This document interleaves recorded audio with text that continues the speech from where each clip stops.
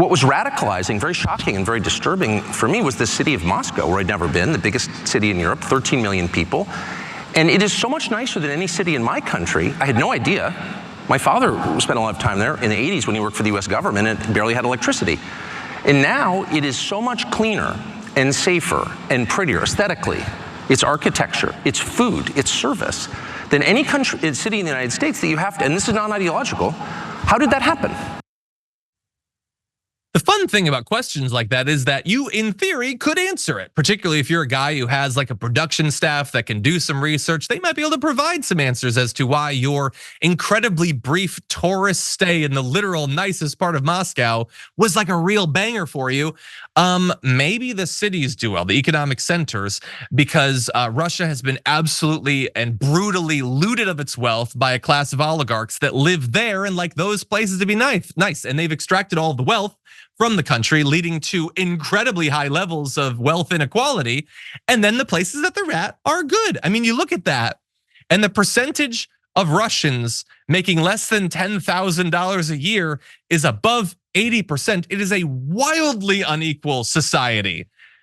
Probably just a coincidence. And after all, I'm sure that after being in the ritzy part of Moscow, Tucker took a tour of some of the rural areas of Russia and talked to regular Russians, not just to the dictator of that country. I'm sure that's what he did.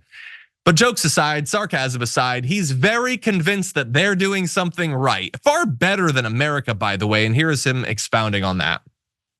If you can't use your subway, for example, as many people are afraid to in New York City because it's too dangerous, you have to sort of wonder, like, isn't that the ultimate measure of leadership? And that's true, by the way, it's radicalizing for an American to go to Moscow, I didn't know that, I've learned it this week, to Singapore, to Tokyo, to Dubai and Abu Dhabi. Because these cities, no matter how we're told they're run and on what principles they're run, are wonderful places to live. That don't have rampant inflation, where you're not going to get raped. Sir, excuse me. What is that? Excuse me.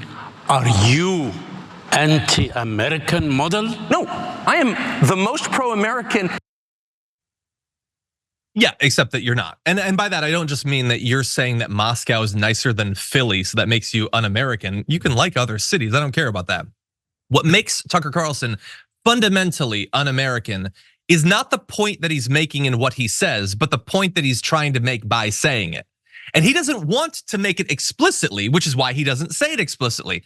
But there is a point to this, and more of what he said in that little interview that I find deeply un-American. Now, he already hinted at it in what you heard, which is, we hear things about the ways some of these places are controlled, but let's set that aside. The subway is nice. Should we just set that aside? Concerns over the nature of their government, the way they treat certain groups in their society, you as an incredibly wealthy white man are very comfortable setting those things aside because of course in those societies you'd be perfectly fine. Others might be concerned about that. And if they're not concerned about the way that those governments treat certain groups in those other countries, they should definitely be concerned about the point that you're making, which is that you want people to be comfortable with a major shift in the nature of our government here. Tucker Carlson, at the end of the day, doesn't care about what happens in Moscow or Russia. Tucker Carlson cares about America. He is pro-American to the extent that he cares primarily about our country. That does not mean that he supports our political culture, our democratic history, any of that. And it's gonna be very clear when we jump into some more of this. In this first bit, I'm not gonna read this whole graphic, but he talks about how impressive it is that Vladimir Putin has been capable of running this country for 24 years, saying that if you're an incapable person, you couldn't do that. So it's impressive. I will remind everyone, it's not like they can just vote him out if he's doing a bad job. So if the wealth inequality becomes wildly out of step, there's nothing they can do about that. If he starts a disastrous foreign war invading Ukraine and tens of thousands of their sons and daughters are needlessly slaughtered, they can't do anything about that. It literally doesn't matter how capable or competent he is. That's who they have, and if they challenge that in a significant way, they're going to fall out of a hospital window. That's what's going to happen. And of course, he brushes that off because he doesn't want you to think about the nature of what it is to live in an authoritarian state. Now, the interviewer pointed out that in his interview with Vladimir Putin, he didn't raise concerns about any of these things. He didn't talk about freedom of speech. about Navalny, the often poisoned political figure in opposition to Putin, about the assassinations, including of oligarchs, about restrictions on opposition in the coming elections. And Carlson brushes all of that aside. Literally, the only reason why you should sit down with a person like Putin is to challenge him by saying, I don't talk about the things that every other American media outlet talks about. What the hell are you talking about? That is the cowardly deflection that so many people in our media that want to pretend that they're just critics of power, but only ever seem to criticize power in one direction, always use.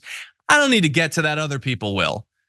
Okay, you don't have anything to add? I mean, you are, after all, the guy sitting down in a room with him, and you were saying nobody else has even tried to do that. You were lying, but you're in the room with him. They can't ask him directly.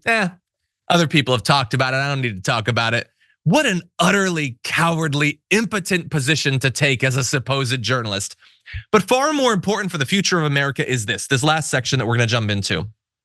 So the guy says, why yes, this is my question. He says, because those are covered and because I've spent my life talking to people who run countries in various countries and have concluded the following, that every leader kills people, including my leader. Every leader kills people, some kill more than others. Leadership requires killing people, sorry, that's why I wouldn't want to be a leader. That press restriction is universal in the United States. I know this because I've lived it. Ask my former, I've had a lot of jobs. He was fired from Fox and that's censorship now. Okay, I've done this for 34 years and I know how it works, and there's more censorship in Russia than there is in the US, but there's a great deal in the US. And so at a certain point, it's like, people can decide whether they think, what countries they think are better, what systems they think are better. I just want to know what he thinks. That was the whole point. And that is the fundamentally un-American thing about what he's doing here, is what he wants to do to America, or at the very least, what he wants his base to be okay with happening in America. He wants to take these people and tell them, there are these authoritarian states, and they do outlaw the media, and they do assassinate people, and they do round up people, and they have gulags, and they do all of these things, but everybody's bad. I mean, come on, Biden kills people, Putin kills people. So what's the difference? Why care about anything? Because everybody's bad. I mean, that's not gonna stop him from doing endless shows criticizing Joe Biden. He doesn't start all those monologues by saying, what are you gonna do? Everybody's bad. But in this case, the idea is you can debate these systems, and he uses systems instead of saying what he wants to say, which is you can debate whether having a democracy is good or not.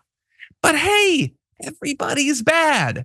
Maybe it's no worse to not have a democracy. Maybe if you weren't in charge of your government anymore, it wouldn't be that bad. I mean, after all, Moscow's got lovely architecture.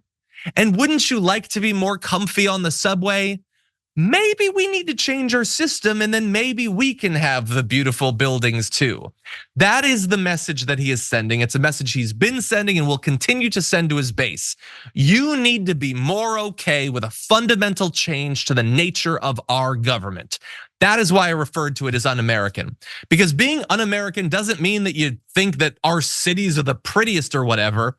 It's that you think the bedrock of what our government has been can change, and perhaps should change. And the job that he has as a member of the media is to get people to be comfortable with it, to get them to be just apathetic enough that they will just sit by, maybe shut up a little bit if there's another coup. If democracy formally ends in America, they won't challenge it. That's the mission that Tucker Carlson is on right there.